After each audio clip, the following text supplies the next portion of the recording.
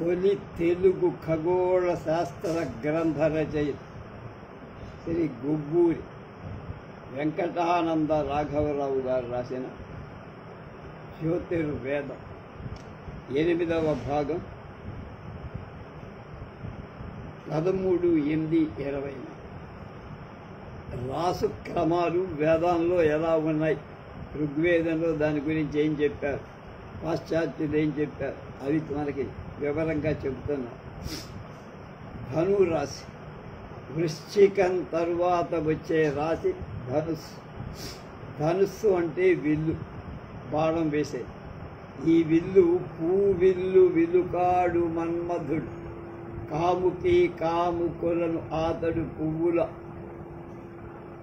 బాణాలతో కొట్టి పడవేస్తాడని మన వాళ్ళు చెప్పారు.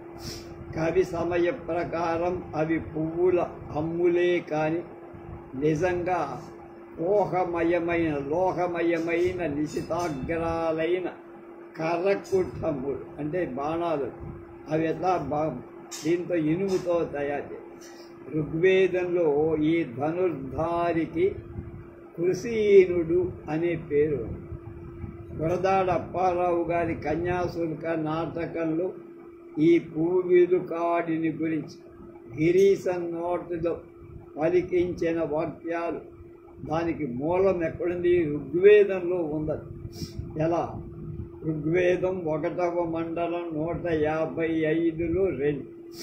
యామచ్చాయ ప్రతిధేయమాన విత్కృశానోరస్తు రసనా మురుష్యధ. అలాగే ఋగ్వేదం 4వ మండలం 27లో 3.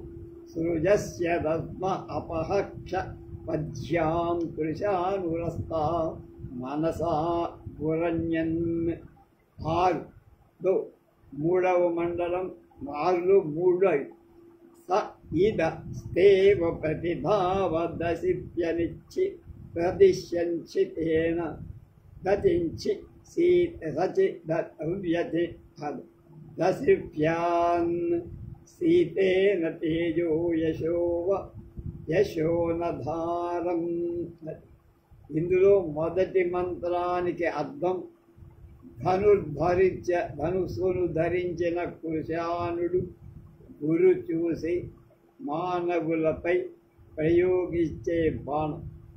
2వ మంత్రానికి మనస్సులో రేగే ఉద్రేకంతో ధన్వి అంటే ధనస్సులో చేతిలో ఉన్న కృశానుడు వాళ్ళ నారిని బాగా లాగి గురి చూసి ఎవరిని పడగొట్టడానికైతే బాణం వేస్తాడో ఆ బాణం వేస్తాడు.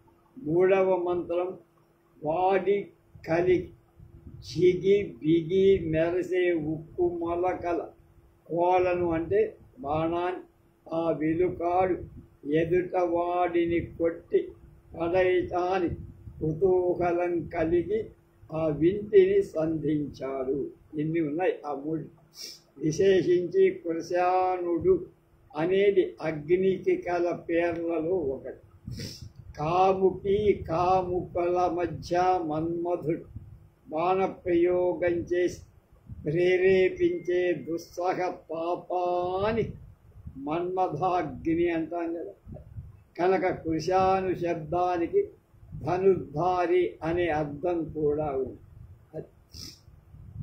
కనుక ధన్వి ఎవరు? మీనం కేతనంగా కలిగినవాడు అంటే చేప జెండాగా ఉన్నవాడు మన్మథుడు. ఈ రాశికి ఎగువగా అజం అంటే మేక ముఖం చేప తోక కలదని ఇదివరకే చెప్పుకున్నాం. అంటే ధనువుపై ఎగురే చేప తోకను పట్టి ధనుస్సు పైన ఎగిరే చేప తోకను పట్టి మన్మధుడు ఏమవుతున్నాడు? మీనకేతనుడు అవుతున్నాడు. మీనం కేతనంగా జెండాగా కలవు. శశకేతనుడు కూడా అంటారు. అజ్యం అంటే మకర రాశిగా మారిన తరువాత మన్మధుడు మకర ధ్వజుడు అని వ్యవహరింపబడు. అజరాశి మకర రాశి. అఖండ ప్రతిభాశాలి దేవతా ప్రభు అయినటువంటి ఇంద్రుడు మేకతో సింహాన్ని సంహరించి చెప్పాను. అపూర్వ ఘనకార్యం చేసి శ్లాఘ్యుడయ్యాడని నిన్న చెప్పు. ఋగ్వేదంలో చాలా చోట్ల ఈ అజం పూషుని రథానికి పోల్చబడి అతని రథాశ్వం అయ్యింది అని వర్ణనలు. పూషుడు అంటే ఒక రకమైన సూర్యుడు. రేవతి నక్షత్రానికి ఆయన అధిపతి. తూర్పున రేవతి నక్షత్రం ఉదయించేటప్పటికీ ఈ అజం మేక ఉదయించటం కాక రేవతికి ముందు నడుస్తున్నట్లుగా కనపడు. కనుక మంత్రద్రష్టలైన వేద ఋషులకు ఈ మేక ఉన్నదే పూషుడి రథ అశ్వం అనే భావనగా అనిపించి కొన్ని మంత్రాలు చూద్దాం. ఋగ్వేదంలో 1:1 మండలంలో 138లో 4 అయాశ్వస్రవస్య తామజాస్వమీ 6లో 35లో రయోధారాశ్యాఘృణోవసు రాశిరజాశ్వ 4 పూషణాన్వజాస్వముపస్తోషామ వాజినం. అలాగే 9వ మండలంలో 67లో 10వ మంత్రం అవితానో అజాస్వ పూషాయామనియామని. 10వ మండలంలో 26లో 8 హతే రథస్య పూషన్న జధ్వరం వ మృత్యు. ఇలా కాక వేద్వఘాస్య మీనరాశుల చర్చ సందర్భంలో మరికొన్ని ప్రమాణాలు అక్కడ వచ్చిన చూద్దాం. కొంతకాలం తరువాత ఈ అజరాశి అంటే మేకరాశి మకర రాశిగా మారింది.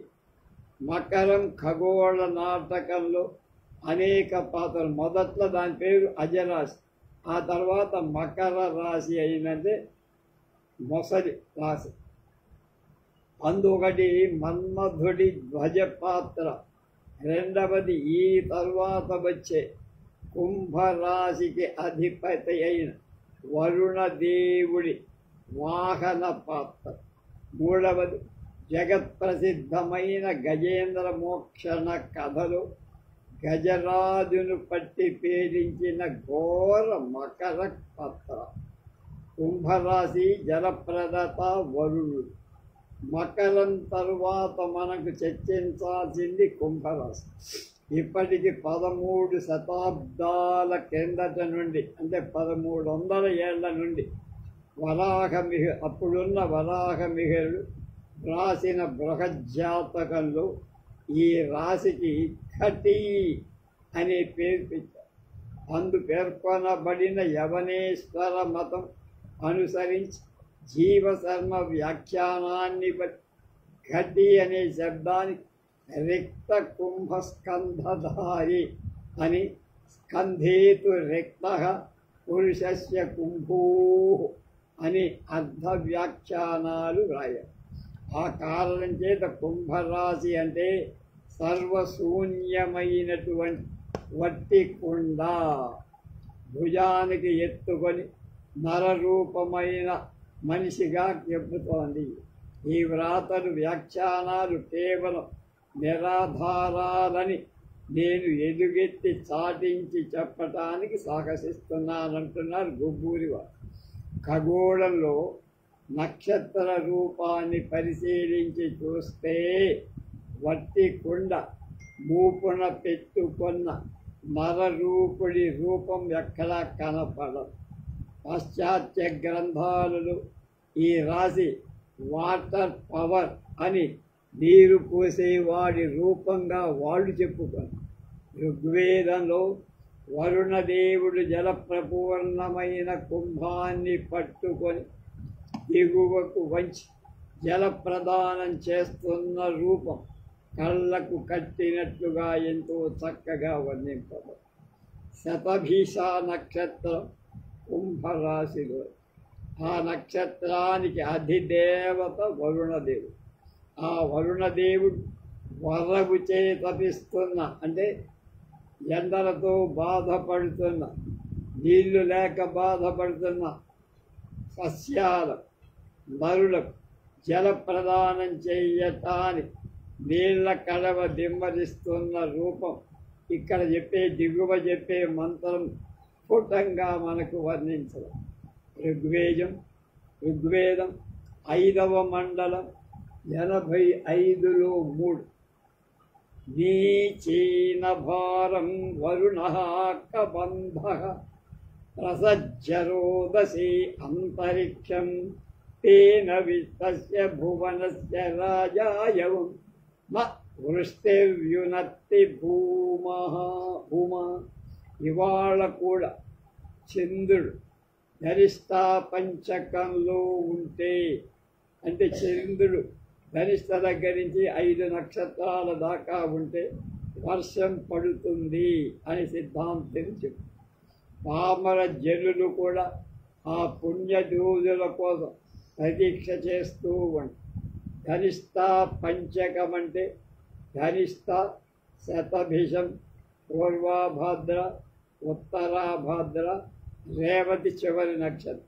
ఈ 5 నక్షత్రాలు ధనిష్ట పంచకం. ఈ 5 నక్షత్రాల్లో ఎవడైనా చస్తే ఆ ఇల్లు వదిలిపెట్టాలని, లేకపోతే 3 నెలల్లో 6 నెలల్లో ఆ ఇంటిని మూసేయాలని మనవాడు చేస్తాడు.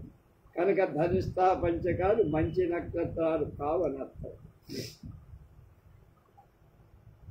ఇవన్నీ చంద్రుడితో కూడి ఉండే రోజు కనుక గొప్ప వర్షం వర్షించినప్పుడు పండితులు కుంభవృష్టి కురిసిందంటారు. ఎక్కడి నుంచి ఉంది కుంభ? ఆకాశంలో ఉండే కొండే కుంభమే. అదే అర్థమిచ్చేటట్లుగా తెలుగు పదాలలో జానపదులు కడువలు కుమ్మరించినట్లు వర్షం పడింది అంటారు. అలాగే ఈ జనవాక్యాన్ని అతిక్రమించి ధనిష్ట పంచక వర్ష యోగాన్ని వదిలేసి వరాహమీరుడు, అతని గ్రంథ వ్యాఖ్యాతాలు శూన్య ఘటకం వట్టి కుండ నెత్తిన పెట్టుకొని అది దరిద్ర మానవ రూపం ఈ రాశికి ఎందుకు అంతగట్టారో నాకేం అర్థం కావట్లేదు అని అంటారు గొబ్బూరి రాఘవరావు. అంటే అది ఒట్టి కొండ కాదు, జలకుంభం. ఆ రాశుల్లో చంద్రుడు ఉన్నప్పుడు వర్షాలు ఖచ్చితంగా పడతాయి. కనుక వాళ్ళు ఆ వేద మంత్రాలు చదివి ఉండకపోవచ్చు అంటున్నారు. ఆయన చదివినా ఒక్కొక్కసారి అర్థం కూడా కాకపోతే. భారతదేశం పారతంత్రయ దేశం, ఇతరుల చేత పాలింపబడి 250 భావి దరిద్రం మీద ఉంటుందని తెలపటానిక ఆ పనికిరాని ఖాళీ కొండ చూపించారు వాళ్ళు అంటాడు ఆయన. వరాహమిహిరుడి నాటికే అంతరించిన వేద విజ్ఞానం ఇంకా ఇవాళ, అంటే 1300 ఏళ్ల క్రితమే బాగా తగ్గిపోయి. ఇవాళ చదివేవాడు, అర్థం చెప్పేవాడు, దాని గురించి పూర్తిగా అవగాహన ఉన్నవాడు ముక్కులూరి గణపతి శాస్త్రి గారు లాంటి వాడు కొద్దిమంది. ఈ దిగువ వ్రాసిన వివరాల వల్ల ఈ ప్రాంతపు ఖగోళాన్ని ఋగ్వేద మంత్రద్రష్ట ఎంత సూక్ష్మగా పరిశీలన చేసి ఎంత చక్కగా వర్ణించి చెప్పారో చూద్దాం. పేద్వఘాశ్వం, పేద్వఘ అశ్వం, పేద్వఘ అనే గుర్రం. వాడు పెగాస్ అంటారు గ్రీకులు, కానీ మిగతా అది ఒక రాశి అన్నారు. వాడు కాదు, కాకపోయిన వేద ఋషుల జ్యోతిర్విజ్ఞానం ఇలాంటిది అని తెలుసుకోవటానికి ఈ అశ్వం గుర్రాన్ని ప్రశంస ఇక్కడ తీసుకొచ్చా నేనంటారా. కుంభం మీనాలు మధ్య ఉజ్వలమైన కాంతితో మెరసేటువంటి నక్షత్ర సమూహం, ఒక దివ్యమైన గుర్రం అశ్వం రూపంతో మనకు ఆకాశంలో మింత అంటే ఆకాశం, మిన్ను అన్న మింట ఆకాశంలో కల. పేదు అనే రాజ ఋషి అశ్వినులను ఆశ్రయించి భక్తితో ఆరాధిస్తే ఉన్నప్పుడు ఆ దేవత ఆ రాజర్షికి ఈ అశ్వాన్ని అనుగ్రహంగా ఇచ్చారు. అది శ్వేతాశ్వం, తెల్లటి గుర్రం. అక్కడుంది ఇది. దీనికి ఏమన్నా నువ్వు మామూలేనా ఎక్కడన్నా చెప్తామంటే ఉంది. ఋగ్వేదంలో 1వ మండలంలో 116లో 6వ మంత్రం అహిహనం అని 1వ మండలంలో 117లో 9వ మంత్రంలో ఈ తేజికి అంటే గుర్రానికి డేగ రెక్కల వంటి రెక్కలు, డేగ రెక్కలు. అలాగే లేడి కాళ్ళ వంటి కాళ్ళు ఉన్నాయి. ఋగ్వేదంలో 1వ మండలం 163లో 1. శేనస్య పక్షా హరిణస్య బాహు అంటారు. శేనస్య పక్షా హరిణస్య బాహు. ఈ యమ అశ్వం అహిహ అనటంలో జ్యోతిశాస్త్ర దృష్ట్యా విశేషాలు. ఆశ్లేష అనే నక్షత్రం ఉందే, అది సర్పదైవత్యం అంటే పాము దేవతగా కలిసి ఆశ్లేష చుక్కలు సాగి కొద్దీ అవి ఒక పాములాగా ఖగోళంలో ఘోరమైన సర్పంలాగా కనపడతాయి. అది చూసేవాళ్ళకి తెలుస్తుంది, మనకు చూడదు. దాని పాశ్చాత్యులు హైడ్రా అనే చుక్కల గుంపు అన్నారు. ఈ హైడ్రా అనే పేరు ఇవాళ నిన్న బాగా వ్యాప్తమైన హైదరాబాదులో. పూర్వం రేవంత్ రెడ్డికి ముందు ఉన్నటువంటి పరిపాలకులంతా అక్కడ ఉండేటువంటి హైదరాబాదులో పెద్ద పెద్ద చెరువులన్నీ కబ్జా చేసేసి అందులో అనేక అంతస్తుల భవనాలు కట్టేసి వాళ్ళు శుభ్రంగా అద్దెకి ఇచ్చేసి దాన్ని చేస్తే రేవంత్ రెడ్డి హైడ్రా అనేటువంటి ఒక వ్యవస్థని ఏర్పాటు చేసి అవన్నీ కోట్టవతల పారేస్తున్నాడు. దీంతో ప్రక్రియలతో లేపవతల పారేశారు. నిన్న మనం 18 ఎకరాల చెరువులో ఉన్నటువంటి గోడలు, ఇల్లు మొత్తం ధ్వంసం చేసి అలా ఎక్కడుంటే అక్కడ. అలాగే ఇవాళ మన కొత్తగా అమరావతి మళ్ళీ పునర్నిర్మించడానికి చంద్రబాబు 500 ప్రొక్లైనర్లు పెట్టి జగన్ గారు ఇప్పటిదాకా పెంచిన అడవులు అంటే ఎందుకు పనికి రాకుండా ఏం చేయకుండా ఉంటే మరి విపరీతంగా కంపలు, ఆ కంపలన్నీ తొక్కెవతల పారేసి చేసేసి ప్రపంచ బ్యాంకు అన్నీ రేపు అక్కడికి వచ్చేస్తున్నాయి. కావలసినంత గొప్ప నిర్మాణం అమరావతిలో జరిగి దానికోసం చేస్తున్నారు.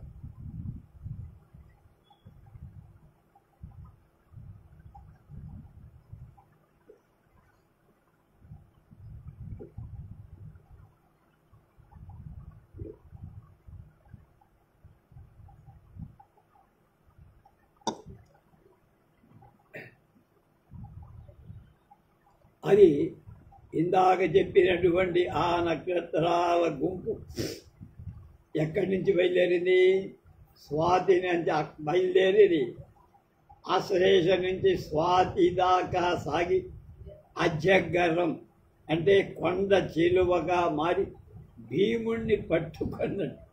భారతంలో నహుషుడి కథ ఒకటి కనుక పేద్వఘాతం ఉదయించేటప్పుడు అంటే ఈ నక్షత్రం ఉదయించినప్పుడు ఆ అశ్వానికి ఎదురుగా అహి రూపం, అహి అంటే చెప్పాక కొండ చెరువు, అది అస్తమిస్తుంది.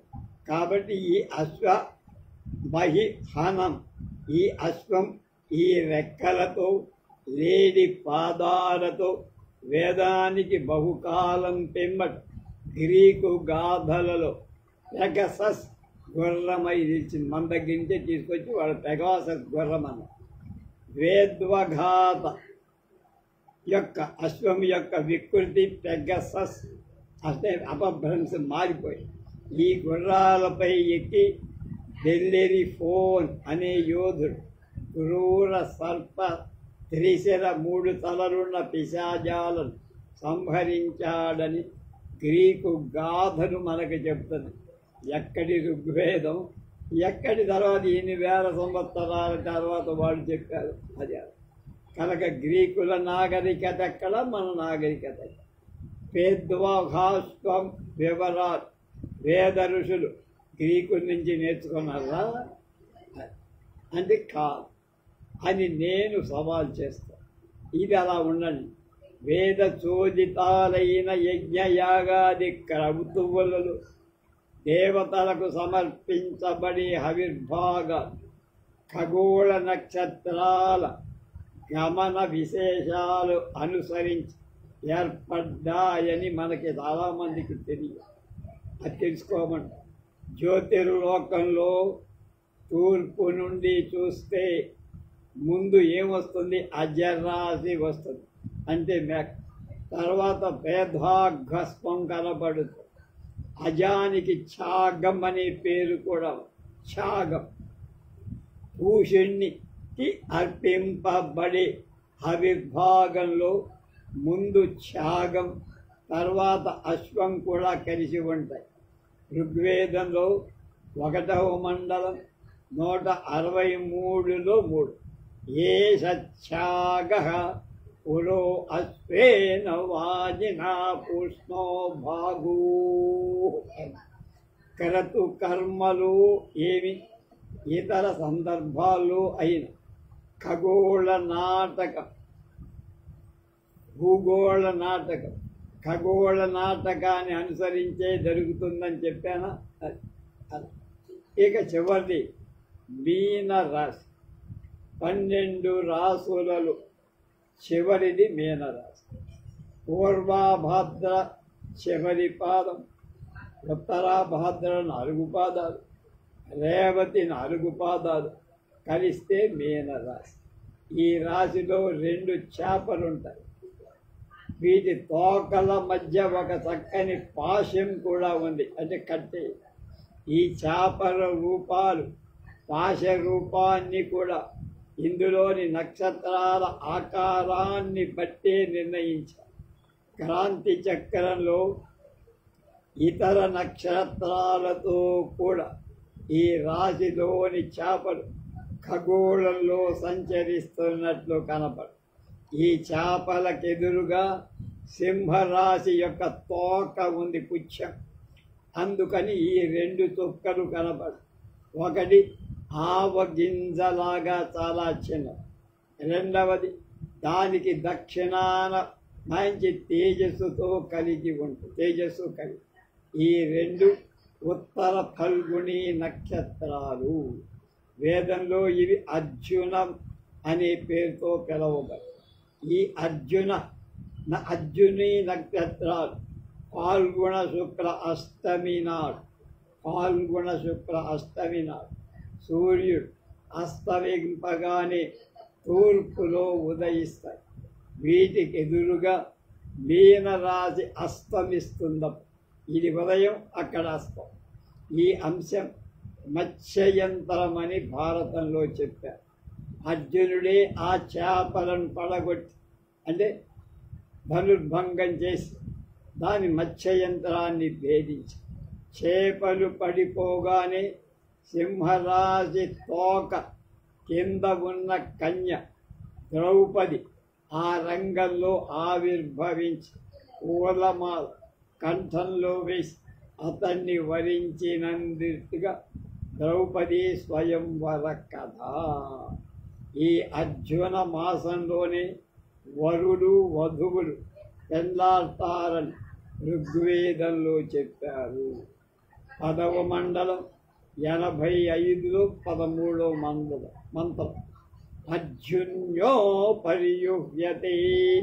ఒకప్పుడు మరుత్తులు 7 సామాన్య భార్య అని వర్ణింపబడిన కన్యారాశి పంచపాండవుల సామాన్య పత్ని అయినట్టు భారతం చెప్పి. భారతం పంచమ వేదం కదా. భారత కథకు అవసరమైన బీజాలన్నీ ఋగ్వేదంలోంచి వచ్చాయి. ఒక జోదరి దుర్వ్యసనాసక్తుడై భార్యను పణంగా పెట్టి ఓడిపోవటం భారత కథ. కనుక దుశ్శాసనుడనే పాపకర్ముడు ఆమె చీరలు వలిచే ప్రయత్నం చేయటం, నగ్నత్వ భయంతో ఆమె ఆక్రందించడం పెద్ద గోల అవడం, ఆ యువతి ఇంద్రుణ్ణి సంరక్షించమని వేడటం, చూదం ఆడటం వల్ల కలిగే అనర్థాలు, వ్యసనాసక్తుల మనస్సులను చూదపు పాచికలకు గల భల్లూకవు పట్టు, జూదంలో ఓడిన వాళ్ళని విరోధులు ఉడికించడం మొదలైన భారత కథాంశాలని ఋగ్వేదంలో 10వ మండలంలో 33-34 సూక్తాలలో చక్కగా వర్ణింపదు. భారత కథా బీజాలన్నిటి స్పష్టంగా చూపుతున్న ఋగ్వేద మూలాన్ని చదవక ద్రౌపది వేషకత్తె, రంకుమండ, దుర్యోధన దుశ్శాసనులు బహు యోగ్యులు అని విమర్శించే మహానుభావుల అజ్ఞానం చాలా శోచనీయం. ఈ మహాభారత కథ సమస్త వివరాలతో ఖగోళంలో ఎలా చిత్రింపబడిందో విస్తరంగా నేను ఒక గ్రంథాన్ని వ్రాయదలిచా. ఇప్పుడు దీంతో ఆపేస్తున్నా అన్నా. వరుణ పాశ వీణరాజునికి చర్చించాక ముగింపుకు పూర్వం వరుణ పాశాన్ని గురించి కొంచెం తెలుసుకుంది. ఈ రాశి చేపల యొక్క తోకల మధ్య పాశబంధం వంటి దృశ్యం ఉందన్నాం. ఖగోళంలో కనపడే పైన చెప్పినట్టుగా చెప్పు. ఈ పాశాన్ని కూడా వరుణ పాశం అని వేదం చెప్పి, వరుణ పాశం ఋగ్వేదంలో 1లో 24లో 15, 1లో 25లో 2, 4లో 74లో 4, 10లో 85లో 20 మొదలైన మంత్రాలు చెప్పు. ఇందులో పెద్ద మెలికలు 3, చిన్నవి 4, మొత్తం 7 మెలికలు కలవని అథర్వ వేదం చెబుతుంది. ఏతే పాశా వరుణ సప్త సప్తత్రేధా తిష్టంతి. ఆ 4లో 16లో అంటే అసత్యం చెప్పేవాదులు ఈ పాశంతో బంధింపబడదు. సత్యవాదులు ఆ దేవుడి కృపకు పాత్ర. వీణరాజులో వరుణ బలగం అర్జునుని ప్రతిస్పర్ధులు. సైంధవ వధనాడు అర్జునుడు వరుణాంశజులను తెగటార్చాడని భారతం చెబుతారు. ఇక్కడి చిత్రాలలో మీనరాశి చేప పుచ్చాల మధ్య మొత్తం 7 మెలికలతో ఖగోళంలో కనబడే వరుణ పాశ దృశ్యాన్ని ద్వాదశ రాసుల గురించి బాదరాయణ విరచిత శ్లోకం. ద్వాదశ రాశాత్మకమైన క్రాంతి చక్రం విధాతృడి శరీరంగా భావన చేసుకొని ఈ రాశి అతని చేత అంగంగా ఏర్పడిందో బాదరాయణుల వారు రచించిన శ్లోకం ఈ కింద చెప్తున్నాను చూడండి. మేషాశిరోధవదనం వృషభో విధాతు వక్షో భవేన్రుమిథునం హృదయం కులీరం సింహస్తయోదర అధో యువతి మస్తిస్థులా బృధనమేఘన అష్టం అస్యాత్మకరో ధ్యానుద్వయం భవతి జంఘా ద్వితీయం కుంభః పాదౌ మత్స్యద్వయం చేతి.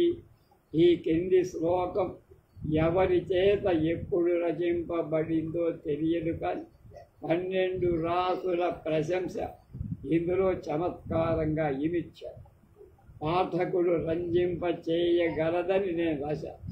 సంతప్తాదశ మధ్య జాతి గతినా సమ్మూర్చితా నిర్జల ఆతుర్యద్వాదశపది ద్వితీయమతివన్ ఏకాదశావస్తనీసాపష్టి శరమధ్వమాన నవమభ్రూవత్తమీ వజ్జిత ప్రాప్నోత్యష్టమ వేదనాంతమధునా తోర్ణం తృతీయో భవ. తన ప్రియుడి ఆదరాభిమానాల దూరమైన ఒక యువతి దుస్సహ విరహ వేదనతో తపిస్తుంది. ఆ యువతీ యువకుల క్షేమం కోరిన ఒక మధ్యవర్తి ప్రియుడికి ఆమె దురవస్థను ఈ శ్లోకంగా చెప్పారు, పంపారు. ఓ పశువా, ఇకనైనా ఆమె కోరిక నెరవేర్చరా అని మందరించి హితవు చెప్పిన సంగతి ఇందు ఒక్కొక్క సంఖ్య దేశం మొదలుగా ఒక్కొక్క రాశి అని అన్వయించుకోవటం. ఎందుకంటే దశమధ్వజ పదవదైన మకరం ధ్వజంగా కలవాడు మన్నం. ఆదిగతి మొదటిదైన మేషం వాహనం ఉన్నవాడు అగ్ని. కాబట్టి సంతప్తాదశమధ్వజాతి గతిన అనే తొలిపాద భాగానికి అర్థం ఆ యువతి మన్మథాగ్ని చేత సంతప్తయై విరహ వేదన పొందుతారు. ఇంకా ఆమె మూర్ఛావస్థలో ఉంది. ఎలాంటి మూర్ఛావస్థ? నిర్జలా తుర్య ద్వాదశవత్. తుర్యం అంటే 4వదైన కర్కటక రాశి, ద్వాదశం అంటే 12వ మీన రాశి. చెరల్లో జలాన్ని నీళ్లు వదిలి చెరువు నుండి బయటపడ్డ చేపల ఎండ్రకాయల ప్రతికూల ఆవరణలో పడి కొట్టుకుంటూ మూర్ఛావస్థలో ఆ యువతి. సా షష్ఠి 6వది కన్యారాశి. ఆ కన్య ఎలాంటిదంటే ఆమె సౌందర్యం చెప్తున్నాడు. శరమధ్యమా అంటే 5వ రాశి సింహవాసి. సింహమధ్యమామే అంటే అంతటి సన్నటి నడు. నవమ భ్రూ 9వ రాశి ధనుస్ కనుక ధనువులాగా చక్కగా వంగిన కనుబొమ్మలు ఉన్నది. సప్తమీ వజ్జిత 7వ రాశి తులా వజ్జిత అంటే ఆమెతో సౌందర్యంతో సరితూగకల వాళ్ళెవ్వరూ లేరు. ఆమె లోకైక సుందరి. ఇటువంటి సౌందర్య ఖని నీకు దూరమై అష్టమ వేదన పొందుతుంది. 8వ రాశి వృశ్చికం. తేలు కొట్టినట్టు ఎంతో బాధపడు. కాబట్టి ఏ ద్వితీయమతిన్, ద్వితీయ రాశి అయిన ఓ వృషభమా, ఓ ఎద్దు మొద్ద పశువా, ఆలస్యం చెయ్యక తృతీయో భవ, 3వదైన మిథునం కా. వెంటనే ఆమెను చేపట్టి ఇద్దరు పుణ్య దంపతులు. ఇంతటితో 12 రాసుల చర్చ పూర్తయిపోయింది. ఇక సప్త ఋషుల గురించి రేపు మనం తెలుసు.